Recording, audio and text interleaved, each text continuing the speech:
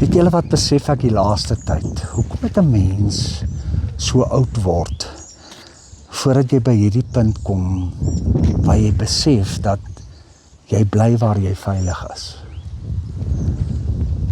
Waar ek veilig is, by jou sal ek bly.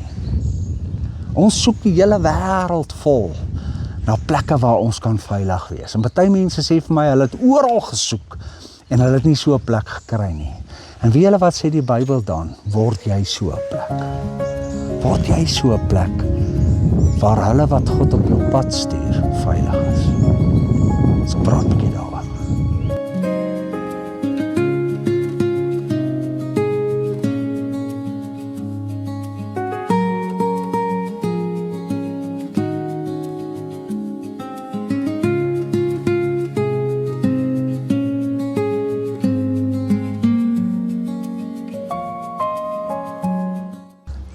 As jy dit dan wil hê, 'n veilige plek, en ons het so verskriklike behoefte daaraan, moet jy dit wees. If you want it, then be it. En die vraag wat ons vandag nou gaan kyk is, hoe maak 'n mens so 'n plek? Het is maklik om daaroor te praat en sê, maak 'n veilige plek hier, kry dit mooi in lyn, maar hoe maak 'n mens so 'n plek? En in 1 Korintiërs 13 word dit eintlik so baie mooi geskryf, want elke so 'n plek het een hoofbestanddeel, en dis liefde. Jy sal oral soek, jy sal te vergeef soek, en mense sal hulle hele lewe opoffer daarvoor, maar as hierdie hoofbestanddeel nie daar is nie, dan is dit nie veilig nie. Liefde. Liefde, liefde, liefde. En ek praat nie vandag van liefde met woorde nie. Dis nie 'n gevoel nie. Dis nie 'n plek nie, dis nie versorging nie. Dit is nie luksheid en liggies en warmte en allerlei ander goeders, heaters wat aangesit word nie. Ons dink baie keer so dat dit iets is wat jy daar kan neersit. Maar dis nie wat liefde is nie. En baie mense kom sê, maar ek het vir hulle alles gegee wat hulle harte begeer het, maar dit was nie genoeg nie, want daar was nie liefde nie. Weet julle, al daai ander goed is eintlik irrelevant. As daar liefde is, dan werk dit. En wat is dan hierdie liefde?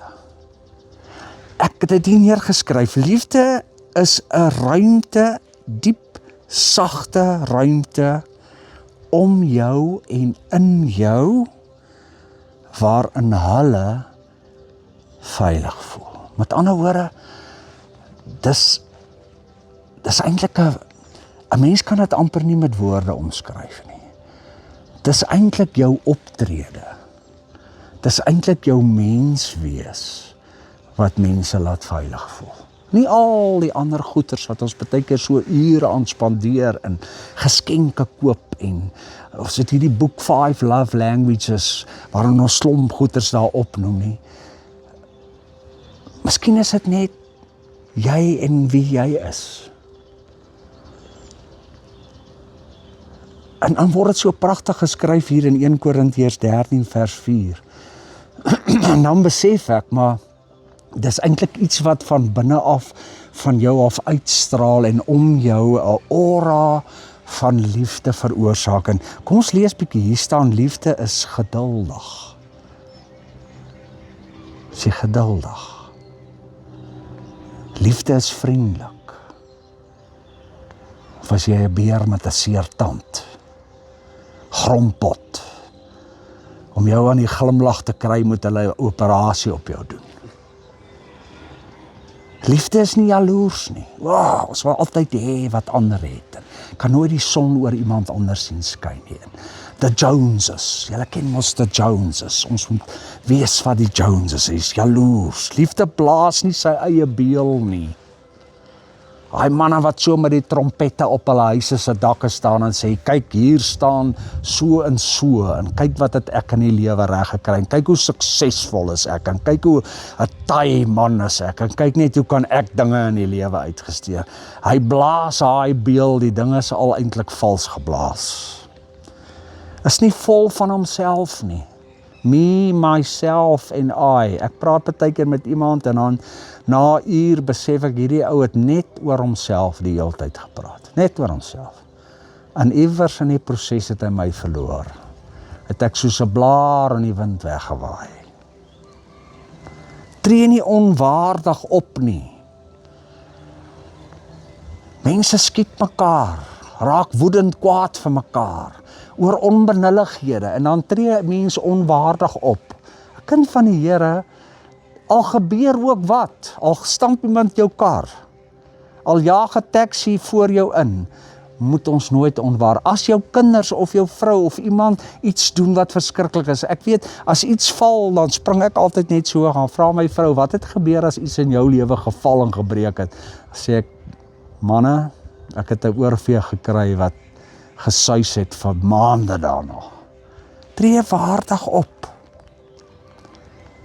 Moenie jou eie belange voorop stel nie. Moenie kort van draad wees nie. Hou nie boek van die kwaad wat jou aangedoen is nie. O, daai lysies. En na 10 jaar kan 'n ou daai lysie opnoem. Ek sien 'n man sê, sy vrou kan nie onthou waar sy die sleutel neergesit het nie, maar sy kan 10 jaar terug sy opmerking wat hy teenoor haar gemaak het, die onthou sy vlamskerp. Sy haal hom uit met die kommas en die asemhaling selfs wat in dit was, haal sy vir hom uit.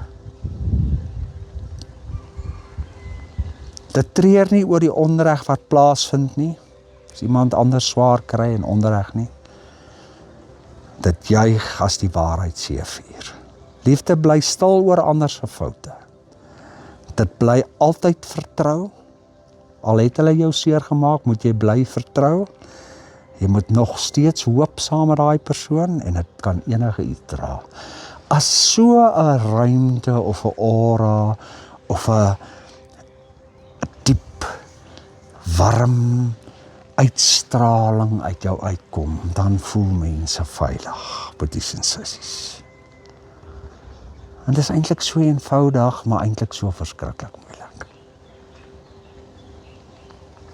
Kan ek so iets regkry? Tuurlik. In Romeine staan daar dieselfde krag wat Jesus uit die dood uit opgewek het. Romeine 8, vers 9 tot 11, daai krag is in jou. En dis daai krag wat hierdie vrugte van die Gees eintlik in 'n mens na vore laat kom. Gevolg daarvan, jy gee aan mense vlerke. Mense voel geborge. Dit ekhou in ewigheid, want hulle word soos jy. Amen.